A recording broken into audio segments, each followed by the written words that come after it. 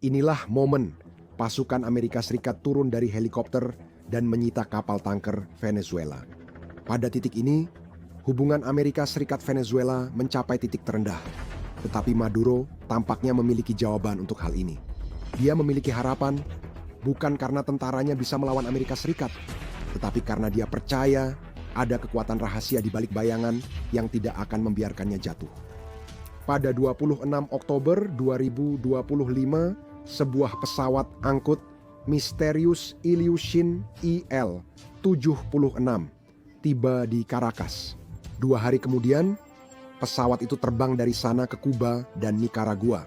Pesawat itu kembali ke Venezuela, lalu pada 30 Oktober terbang menuju negara asalnya. Misi ini misterius karena tujuannya tidak diketahui, namun para ahli menemukan pola serupa saat menelusuri sejarah. Armada pesawat ini biasanya memasok ekspedisi militer ke selatan global, seperti Afrika, namun kali ini sasarannya adalah Amerika Latin pada waktu yang sangat tepat. Hampir bersamaan, Maduro menyatakan di acara televisi bahwa Venezuela punya 5.000 rudal anti pesawat dari negara yang sama. Ini bukan sekadar pernyataan, melainkan sebuah peringatan kepada Amerika Serikat. Amerika Serikat tampaknya mengabaikan fakta-fakta ini dan tetap memilih untuk memberi pelajaran kepada Venezuela. Apakah itu sebuah kesalahan perhitungan atau langkah jitu yang dilakukan pada waktu yang tepat? Tak lama kemudian, kedua belah pihak menyadari apa sebenarnya yang terjadi. Venezuela menonjol di dunia karena 2 alasan utama. Yang pertama sudah cukup jelas, sumber daya yang tidak bisa dunia jalankan tanpanya. Venezuela memiliki cadangan minyak terbukti terbesar di dunia, sekitar 303 miliar barel pada 2023. Seharusnya ini menjadikannya negara terkaya di dunia, tapi kenyataannya sangat mengejutkan. Negara ini jatuh miskin dan lebih dari 51% penduduk hidup dalam kesulitan ekstrim. Alasannya?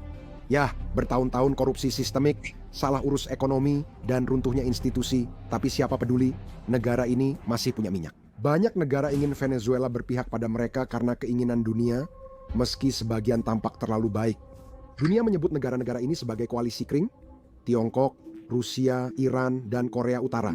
Kering dan koalisi ini membuat Nicolas Maduro menjadi lebih kaku dan kejam dalam sifatnya. Hal ini tidak hanya memungkinkan terjadinya korupsi, tetapi juga penindasan sistematis terhadap rakyat Venezuela. Namun, hal ini tidak masalah bagi negara-negara tersebut, karena kedua tujuannya tercapai: menjaga pasokan minyak dan menahan Amerika. Memang terdengar gila, tapi faktanya seperti itu. Kebutuhan energi global meningkat, permintaan minyak naik, dan Venezuela makin penting bagi dunia. Secara logis, ekspor minyak Venezuela seharusnya naik drastis, tapi kenyataannya sangat berbeda. Tahun 1998, sebelum Hugo Chavez berkuasa, negara itu memproduksi sekitar 3,4 juta barel minyak per hari. Pada saat Chavez meninggal dan Nicolas Maduro mengambil alih kursi kepresidenan pada tahun 2000, 13 produksi sudah turun menjadi sekitar 2,7 juta barel per hari. Setelah tahun 2000, 19 produksi minyak Venezuela anjlok menjadi sekitar 1 juta barel per hari. Aneh sekali sebuah negara kehilangan peluang jadi salah satu negara terkaya di dunia hanya karena menjual minyak. Tapi di lapangan, kenyataannya memang sudah ditakdirkan seperti ini. Salah urus ekonomi dan korupsi tampak jelas sebagai alasan. Namun sebenarnya kenyataannya berbeda. Awalnya, salah urus internal menyebabkan kemunduran. Kemunduran ini menjadikan Venezuela pusat jaringan kriminal dan organisasi narkoba seperti Trende, Aragua, Trindelano, dan kartel anak-anak.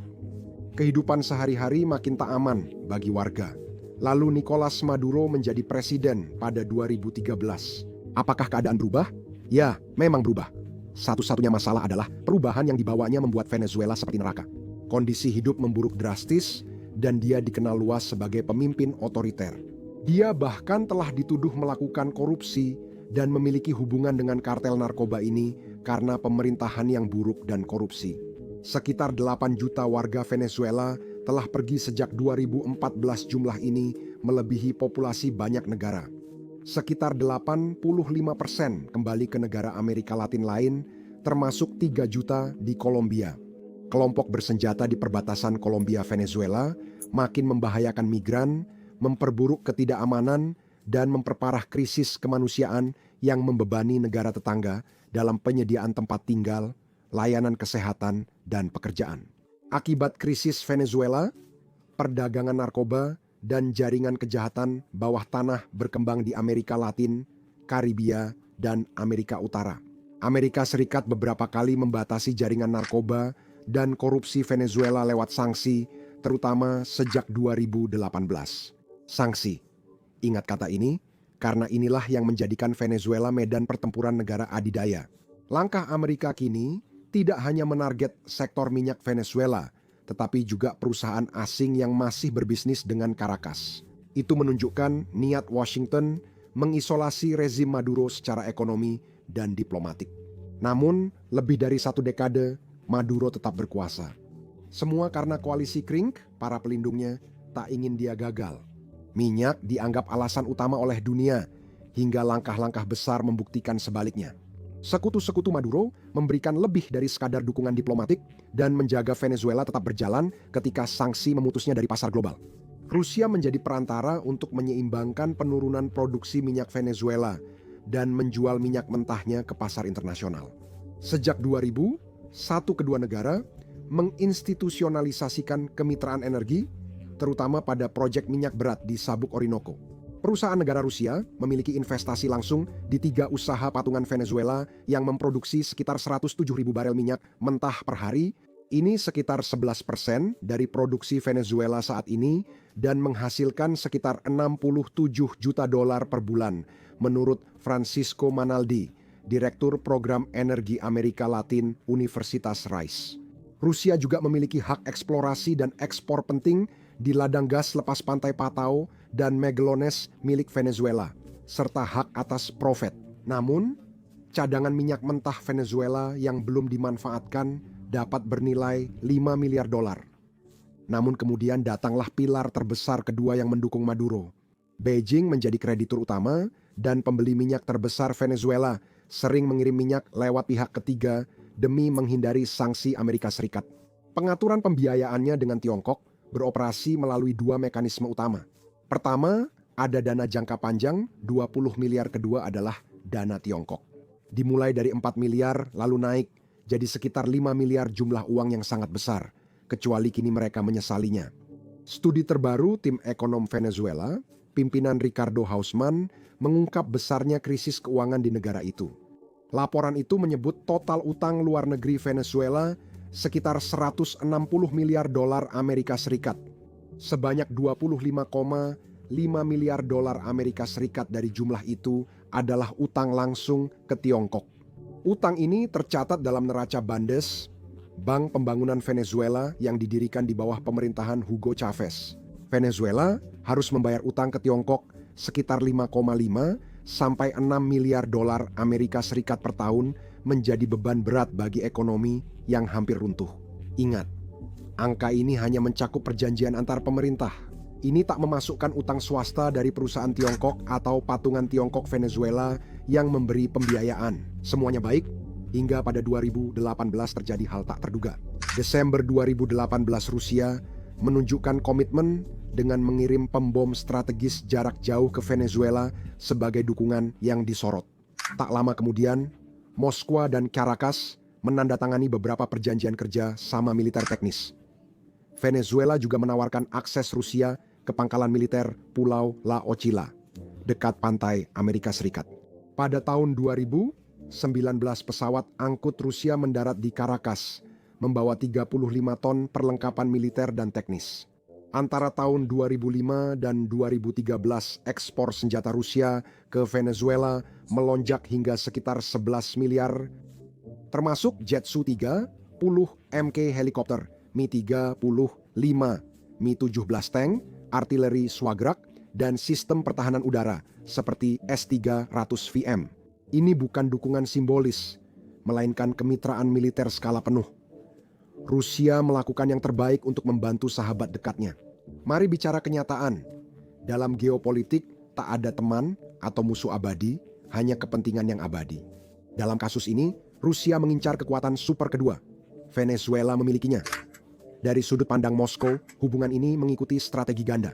Venezuela memberi Rusia posisi strategis di barat untuk menyeimbangkan dominasi militer Amerika Serikat pada 2025 menurut sebuah surat. Laporan Washington Post Oktober 2025 menyebut Nicolas Maduro menulis surat ke Vladimir Putin, meminta bantuan memperkuat pertahanan udara Venezuela.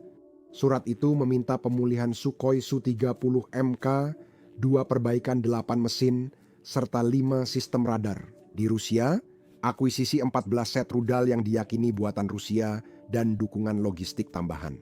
Maduro menegaskan jet tempur Sukhoi adalah penangkal utama Venezuela terhadap ancaman perang. Dia juga meminta rencana pembiayaan jangka menengah selama 3 tahun melalui Rostek, konglomerat pertahanan milik negara Rusia, meskipun tidak disebutkan jumlahnya. Surat itu dilaporkan dibawa ke Moskow oleh Menteri Transportasi Venezuela, sementara surat kedua akan diberikan kepada Wakil Perdana Menteri Rusia, Denis Menturov. Masih belum jelas apakah Kremlin menerima atau menanggapi permintaan-permintaan ini, karena kedua belah pihak belum mengonfirmasi adanya bantuan baru yang konkret.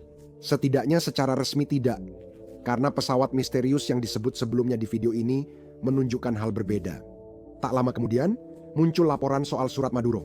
Pesawat angkut terbesar Rusia, Il-76 tiba di Caracas pada akhir Oktober setelah menempuh rute berliku dengan beberapa kali pemberhentian, meskipun apa yang dibawanya tidak pernah diumumkan secara publik. Hampir bersamaan, Maduro menyatakan di sebuah acara televisi bahwa Venezuela memiliki 5.000 rudal anti pesawat buatan Rusia. Rudal ILJA-S adalah sistem jarak pendek dan ketinggian rendah, setara Stinger Amerika Serikat. Rudal ini bisa menargetkan drone, rudal jelajah, helikopter, dan pesawat rendah. Namun, masih ada pertanyaan besar soal kualitas, perawatan, dan performa mereka di dunia nyata. Sumber Rusia juga menyebut pesawat itu mungkin membawa sistem pertahanan udara canggih seperti Pansir S-1. Langkah ini sejalan dengan ratifikasi tergesa-gesa Moskow atas perjanjian kemitraan strategis baru dengan Venezuela yang mencakup perluasan kerja sama teknis militer. Secara historis, Rusia sering menunjukkan dukungan simbolis seperti mengirim pembom nuklir ke Venezuela pada 2000, 18 kapal angkatan laut pada 2024, dan mengakui kehadiran militer terbatas di krisis 2019. Baru-baru ini, intelijen militer Ukraina melaporkan bahwa seorang jenderal Rusia kini memimpin misi rotasi di Venezuela dengan sekitar 120 personel yang melatih pasukan Venezuela di berbagai bidang, mulai dari infanteri dan drone hingga artileri dan dukungan intelijen. Dengan semua ini, apakah Amerika Serikat masih akan memilih untuk menargetkan Venezuela? Itu akan sangat bodoh. Yah, itulah yang dipikirkan semua orang. Amerika Serikat selalu mengincarnya, Venezuela. Satu-satunya hal yang harus dilakukan adalah memastikan bahwa sekutu-sekutu Venezuela tidak akan ikut campur ketika negara itu diserang. Sekarang ada 2 cara. Yang pertama adalah menggunakan kekuatan brutal, dan yang kedua adalah waktu yang sangat tepat. Amerika memilih opsi yang lebih cerdas, yaitu waktu dan konfirmasi dari para ahli Rusia sudah cukup tanpa perlu melihat ahli Amerika. Pejabat dan analis Rusia menyoroti batasan.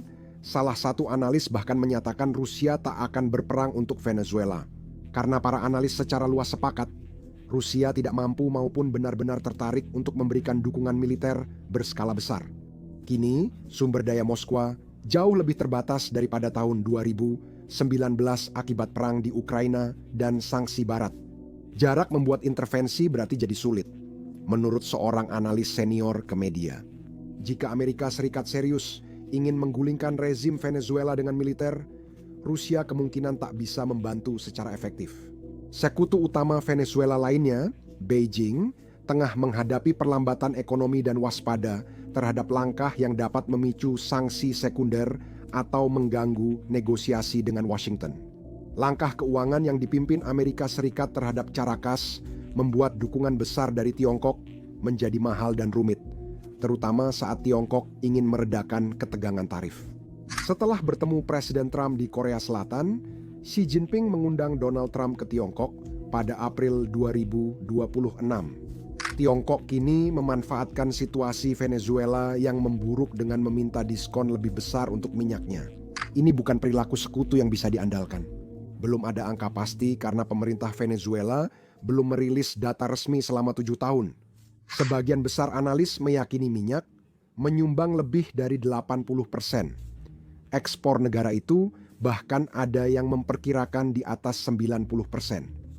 Sebagian besar minyak mengalir ke pasar gelap dan mayoritasnya berakhir di kilang independen Tiongkok. Perusahaan milik negara Tiongkok menghindari pembelian ini demi menghindari sanksi. Beijing kerap mengabaikan pengiriman ke entitas non-negara, apalagi jika kapal tanker menyembunyikan identitasnya. Jadi, minyak itu tampaknya bukan dari Venezuela. Sekitar 80% minyak Venezuela ke Tiongkok lewat jalur ini. Sekitar 17% dikirim ke Amerika Serikat melalui lisensi yang diberikan oleh Departemen Keuangan Amerika Serikat kepada Chevron. Sementara sekitar 3% dikirim ke Kuba, sebagian besar dengan ketentuan subsidi. Venezuela juga secara tradisional meminta pembayaran di muka sebagian untuk kargo minyak. Namun, kini sedikit pembeli yang mau ambil risiko itu. Satu kapal tanker bermuatan 2 juta barel, meski dengan diskon besar, tetap bernilai sekitar 100 juta jumlah yang jarang orang mau pertaruhkan jika disita Amerika Serikat. Akibatnya, pembeli berharap Venezuela menanggung lebih banyak risiko. Intinya, bagi Maduro adalah satu-satunya cara untuk menjual minyak Venezuela di bawah kondisi saat ini adalah dengan menawarkan diskon yang lebih besar dengan persyaratan pembayaran di muka yang lebih sedikit. Volume ekspor kemungkinan akan menurun, yang dapat memaksa pemotongan produksi mahal dan sulit dibalik. Semua ini makin menekan pendapatan terbatas yang diandalkan Maduro untuk menjaga negara tetap berjalan. Meningkatnya volume ekspor mencerminkan keputusasaan perusahaan milik negara, Petróleos de Venezuela, Sociedad Anónima, untuk mencegah keruntuhan total pendapatan minyak. Harga minyak mentah global yang rendah dan sanksi Amerika Serikat sangat memukul minyak berat Venezuela. Tiongkok, pembeli utama Venezuela di Asia, sudah dibanjiri minyak mentah Rusia dan Iran yang didiskon besar-besaran, sehingga secara tajam mengurangi kekuatan tawar-menawar Caracas untuk menjaga pengiriman tetap berjalan.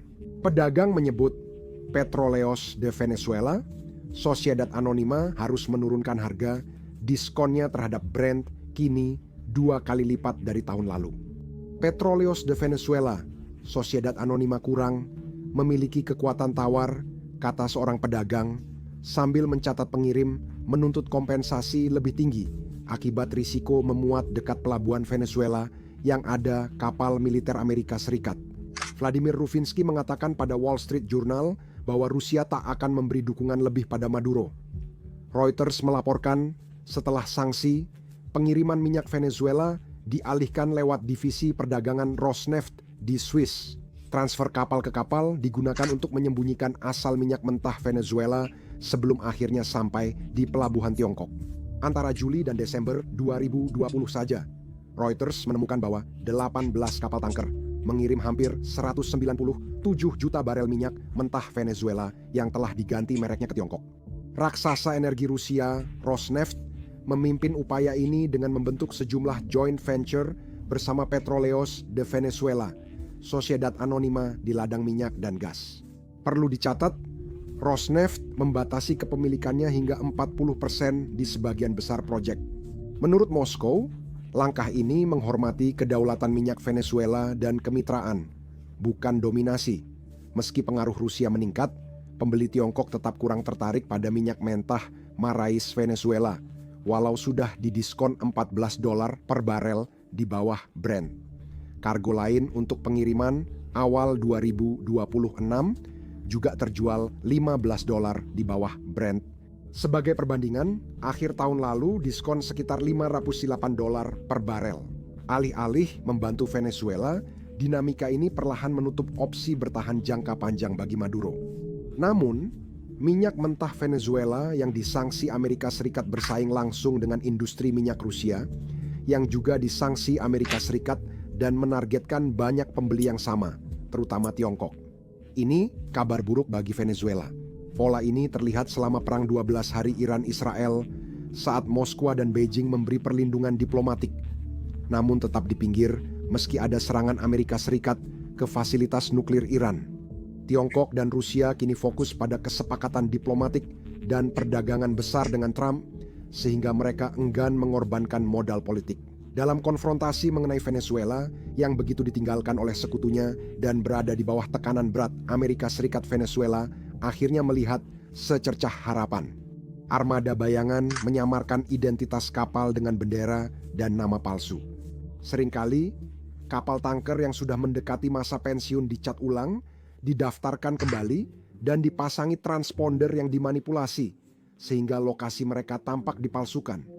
Kapal-kapal ini mengangkut minyak dari Venezuela lalu berlayar, kadang memindahkan kargo ke kapal lain di laut, praktik yang berisiko lingkungan serius. Minyak tersebut umumnya berakhir di Malaysia, diberi merek ulang sebagai produk Malaysia, lalu dikirim ke Tiongkok. Jaringan bayangan ini menjadi kunci menopang ekonomi gelap Venezuela dan kelangsungan hidup Maduro. Dalam beberapa bulan terakhir, pasukan Amerika Serikat telah bergerak untuk mengganggu sistem ini secara langsung. Pada bulan November 2025, sebuah kapal tanker Rusia bernama Seahorse, yang merupakan bagian dari armada bayangan yang dikenai sanksi, berbalik arah dalam perjalanannya ke Venezuela setelah sebuah kapal perang Amerika Serikat menghalangi jalurnya. Data Bloomberg 13 November 2025 menunjukkan kapal tanker mengangkut bahan bakar ke Venezuela saat dicegat kapal perusak United States Ship Stockdale. Kapal Rusia lalu berbalik ke Kuba, sedangkan kapal perang Amerika Serikat berlayar dekat Venezuela menuju Puerto Rico. Sejak itu, kuda laut 2 kali mencoba mendekati Venezuela namun berbalik, dan kedua kalinya tetap di Laut Karibia. Setelah langkah baru, Amerika Serikat, perusahaan minyak nasional Tiongkok, tetap jadi pembeli utama Petróleos de Venezuela, Sociedad Anónima, bahkan setelah sanksi sebelumnya secara tiba-tiba membatalkan pemuatan minyak Venezuela. Pemerintahan Trump kini menargetkan entitas Venezuela dan perusahaan asing yang berbisnis dengan Petróleos de Venezuela, Sociedad Anónima, mengancam akan menyita aset mereka di Amerika Serikat. Operasi Desember 2025, di mana pasukan Amerika turun dari helikopter ke sebuah kapal tanker, terjadi setelah berbulan-bulan pembangunan militer Amerika Serikat di Karibia. Langsung dikecam pemerintah Venezuela sebagai perampokan dan pembajakan internasional. Namun tujuan pemerintahan Trump lebih dari satu penyitaan. Ahli energi Universitas Rice, Francisco J. Minaldi, menyebut kapal tanker Skipper berusia 20 tahun itu bisa mengangkut hampir 2 juta barel minyak dan kemungkinan sedang berlayar. Bukan untuk Kuba seperti klaim Washington, tapi sebenarnya untuk Tiongkok, sebab kapal sebesar itu jarang dipakai di rute pendek Karibia. Kapal itu disanksi Departemen Keuangan Amerika Serikat pada 2022 karena mengangkut minyak Iran ilegal dan sebelumnya terhubung jaringan penyelundupan minyak Rusia. Pejabat Venezuela menyatakan penyitaan ini belum pernah terjadi dan mereka benar. Meski kapal tanker Iran pernah disita, ini pertama kalinya kapal dari Venezuela dengan awak Venezuela disita. Gedung Putih telah memberi sinyal bahwa mereka berniat untuk menyita tidak hanya muatannya, tetapi juga kapalnya. Ini merupakan kerugian finansial besar bagi perusahaan pemilik. Meskipun secara teknis kerugian tersebut menjadi tanggung jawab pembeli berdasarkan kontrak free on board, dampak yang lebih luas sudah jelas. Langkah ini meningkatkan tekanan dari Amerika Serikat dengan Reuters melaporkan sekitar 30 kapal tanker dekat Venezuela sebagai bagian armada bayangan yang memindahkan minyak. Rusia dan Iran juga sedang dikenai sanksi. Peningkatan di Karibia dimulai Agustus 2025 saat Gedung Putih mengambil langkah dramatis dan belum pernah ada, dengan menggandakan hadiah untuk informasi yang mengarah pada penangkapan Presiden Venezuela, Nicolas Maduro, menjadi 50 juta menuduhnya sebagai salah satu bandar narkoba terbesar di dunia. Presiden Amerika Serikat Donald Trump, yang lama mengkritik Maduro, mengambil langkah ini setelah kembali menjabat pada Januari usai pemilu Venezuela. Dikecam luas karena kecurangan pemilu dan ditolak mayoritas komunitas internasional. Jaksa Agung Pambondi menyatakan Amerika Serikat menaikkan hadiah yang sebelumnya 25 juta menuduh Maduro terlibat langsung dalam operasi penyelundupan narkoba besar-besaran. Pejabat Amerika Serikat juga mengonfirmasi pengerahan pasukan udara dan laut, termasuk kapal selam nuklir dan pesawat pengintai, menandakan tekanan meningkat tajam. Bersamaan dengan pembangunan militer tersebut, kini telah diperluas untuk mencakup kapal induk, kapal perusak peluru kendali, dan kapal serbu amfibi yang mampu mendaratkan ribuan pasukan. Pasukan Amerika Serikat menegaskan fokusnya tak hanya pada minyak, tapi juga kartel narkoba yang menjalankan jalur laut ilegal. Citra satelit dan data pelacakan kapal menunjukkan setidaknya 9 kapal militer Amerika Serikat beroperasi di wilayah itu dalam beberapa minggu terakhir.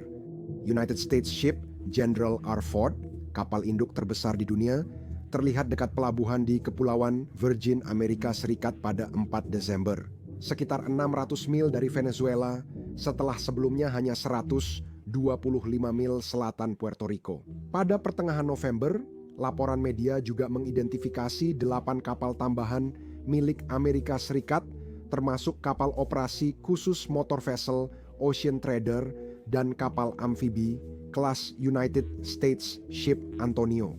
Kapal terdekat dengan Venezuela adalah kapal penjelajah rudal berpemandu kelas Ticonderoga yang diamati hanya 15 mil dari pantai Venezuela. Citra satelit mengonfirmasi aktivitas Angkatan Laut Amerika Serikat 2 minggu terakhir di tengah ketegangan yang meningkat. Peningkatan ini terjadi usai serangan udara Amerika Serikat terhadap kapal diduga penyelundup narkoba di Karibia dan Pasifik Timur, yang menurut pemerintahan Trump perlu untuk mengganggu jaringan penyelundupan. Sejak awal September, pasukan Amerika Serikat telah melakukan setidaknya 22 serangan di perairan internasional, dengan pejabat melaporkan 4 kematian dalam serangan terbaru. Pada 4 Desember 2025, spekulasi aksi militer terhadap Venezuela semakin meningkat. Alasan utamanya, Amerika Serikat mulai bertindak lebih serius dan terkoordinasi, perlahan melemahkan hubungan Venezuela dengan Rusia, Tiongkok, dan Iran. Jelas bahwa Venezuela sendirian tidak dapat melawan Amerika Serikat, karena mereka tidak memiliki kekuatan militer yang sebanding maupun teknologi canggih. Menurut International Institute for Strategic Studies Venezuela, Fuerza Armada Nacional Bolivariana memiliki sekitar 123.000 personel aktif, 63.000 di Angkatan Darat, 25.500 di Angkatan Laut, 11.500 di Angkatan Udara, 23.000 di Garda Nasional, dan 8.000 cadangan. Pemerintah juga bisa mengerahkan milisi Bolivarian, pasukan cadangan sipil yang dibentuk saat Hugo Chavez. Hampir semua perlengkapan militer Venezuela berasal dari Rusia, Iran, atau Tiongkok. Ini terjadi saat mereka masih mendukung Venezuela, tapi zaman sudah berubah. Pada saat sekutu terbesar Venezuela tidak banyak melakukan hal berarti untuk mendukung Maduro. Amerika Serikat memperketat pembatasan di seluruh negeri. Washington menutup wilayah udara Venezuela setelah Administrasi Penerbangan Federal Amerika Serikat memperingatkan maskapai tentang situasi berbahaya akibat memburuknya keamanan dan meningkatnya aktivitas militer. 6 maskapai besar yang melayani banyak perjalanan ke Amerika Selatan menangguhkan penerbangan ke Venezuela. Caracas marah, mencabut izin operasional maskapai itu dan menuduh mereka terlibat dalam terorisme negara yang didukung Amerika Serikat. Lalu, lintas udara yang dibatasi dan serangan Amerika Serikat terhadap kapal Venezuela membuat negara itu makin terisolasi, sehingga operasi laut dan udara lebih mudah dikendalikan Amerika Serikat. Isolasi ini juga memukul harapan terakhir Venezuela, yaitu pariwisata Rusia. Wisatawan Rusia dialihkan dari resor Karibia Venezuela ke Kuba akibat peningkatan militer Amerika Serikat yang memicu kekhawatiran keamanan udara Venezuela. Beberapa turis yang sudah berada di Venezuela diberitahu bahwa mereka akan dievakuasi pada akhir liburan mereka dengan penerbangan khusus. Pukulan terbesar bagi Maduro terjadi saat Amerika Serikat resmi menetapkan Cartel de los Solos yang dikaitkan dengannya sebagai organisasi teroris. Istilah kartel matahari digunakan sejak 1990-an untuk menyebut perwira militer senior Venezuela yang diduga memperkaya diri lewat perdagangan narkoba. Departemen Keuangan Amerika Serikat menjatuhkan sanksi baru pada keluarga Maduro dan jaringan maritim yang mendukung ekspor minyak Venezuela guna meningkatkan tekanan ekonomi. Washington mengumumkan sanksi pada 3 keponakan Nicolas Maduro, 6 kapal tanker minyak Venezuela, dan perusahaan pelayaran terkait memperketat tekanan pada rezim itu. Langkah-langkah ini melarang individu yang terkena sanksi untuk mengakses properti atau aset keuangan apapun yang dimiliki di Amerika Serikat, termasuk rekening bank, properti, atau dana yang melewati sistem keuangan Amerika Serikat. Perusahaan atau warga Amerika Serikat yang berbisnis dengan pihak terkena sanksi berisiko mendapat hukuman dan penegakan hukum. Sanksi juga berlaku untuk perusahaan yang 50% atau lebih dimiliki, langsung atau tidak langsung, oleh individu yang diblokir meski nama perusahaannya tidak disebutkan. Bersama Narco Nephews, Frankie Flores, Carlos Flores, dan Efraim Campo, Amerika Serikat juga menjatuhkan sanksi pada pengusaha Panama Jeramon Carretero yang terlibat dalam pengiriman minyak dan bisnis dengan Maduro. Chevron masih menjadi satu-satunya produsen minyak Amerika Serikat yang aktif di Venezuela, beroperasi dengan lisensi khusus sejak 2022 yang diperpanjang oleh pemerintahan Trump. Bermitra dengan Petróleos de Venezuela, Sociedad Anónima, Chevron menyumbang sekitar 20% produksi minyak Venezuela dan menaikkan pengiriman dari 128.000 menjadi 150.000 barel per hari antara Oktober dan bulan berikutnya. Saat mereka berupaya untuk memulihkan miliaran dolar yang terutang oleh Petróleos de Venezuela, Sociedad Anónima dalam tagihan yang belum dibayar dan menghindari penyitaan properti. Setelah mengerahkan kapal induk ke Karibia dan melakukan serangan mematikan terhadap kartel narkoba, Trump juga memperingatkan perdagangan narkoba Venezuela lewat darat bisa segera jadi target. Sementara Gedung Putih menggambarkan tindakan-tindakan ini sebagai langkah yang diperlukan untuk membendung arus narkoba ilegal ke Amerika Serikat. Banyak pengamat politik percaya bahwa tujuan yang lebih luas adalah untuk memaksa Nicolas Maduro turun dari kekuasaan. Hal ini memicu perdebatan di kalangan analis soal apakah Maduro akan dipaksa menyerahkan kekuasaan atau melawan Amerika Serikat tanpa dukungan militer signifikan dari Rusia dan Tiongkok.